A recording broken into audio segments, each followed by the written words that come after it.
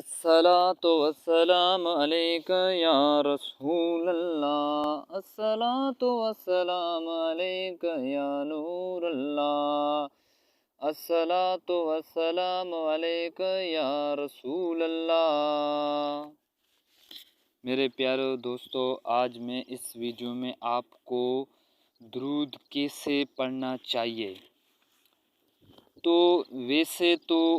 ویسے تو بے شک ہر وقت، ہر لمحے سردار نبی پاک صلی اللہ علیہ وسلم مدنی تاجدار پر درود و سلام پڑھتے ہیں، لیکن درود پڑھنے کے کچھ آداب ہیں۔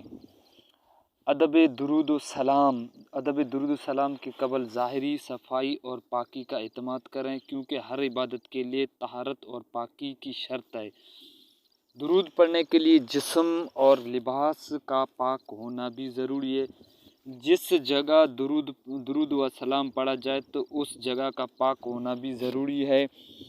جس جگہ کا باطنی غلاظت اور گندگی ہو تو اس جگہ پر درود نہیں پڑھنا چاہیے۔ درود و سلام پڑھتے وقت خوشبو کا لگانا مستحب ہے، کہ حضور پاک صلی اللہ علیہ وسلم خوشبو کو بہت پسند فرماتے ہیں۔ درود پاک با وضو پڑھنا چاہیے، اگرچہ بغیر وضو درود پڑھنا تو جائز ہے، لیکن با وضو پڑھنا ادب میں شامل ہے۔ بہتر ہے کہ درود پاک زیادہ نور یا چارہ نور بیٹھ کر قبلے کی طرف رخ کر کے درود پڑھا جائے۔ امام نہتی رحمۃ اللہ علیہ، قاضی ایاز رحمۃ اللہ علیہ کا قول نقل کرتے کہ جو مسلمان حضور پاک صلی اللہ علیہ وسلم کا ذکر کرتے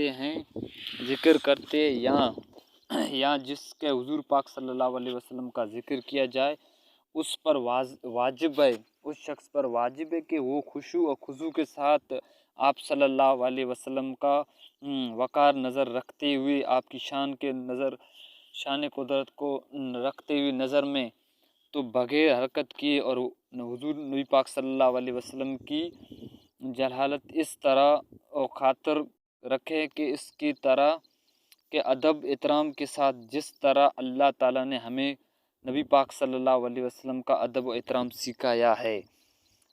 تو انہوں نے فرمایا کہ ہمارے سلف صالحین اور محدثین کا یہی دستور ہے کہ ادب کے ساتھ درود و سلام پڑھا جائے۔ اللہ پاک ہم سب کو ادب کے ساتھ درود پڑھنے کی توفیق دے دے، زیادہ سے زیادہ توفیق دے دے، اور میرے اس ویڈیو کا آپ آگے بھی سینڈ کیا کرو، ہر وقت زیادہ سے زیادہ درود پڑھنے کی توفیق دے، اور اپنے پیارے اور چینل یوٹیوب کو فالو بھی کیا کرو۔ اس ویڈیو میں تک اللہ حافظ۔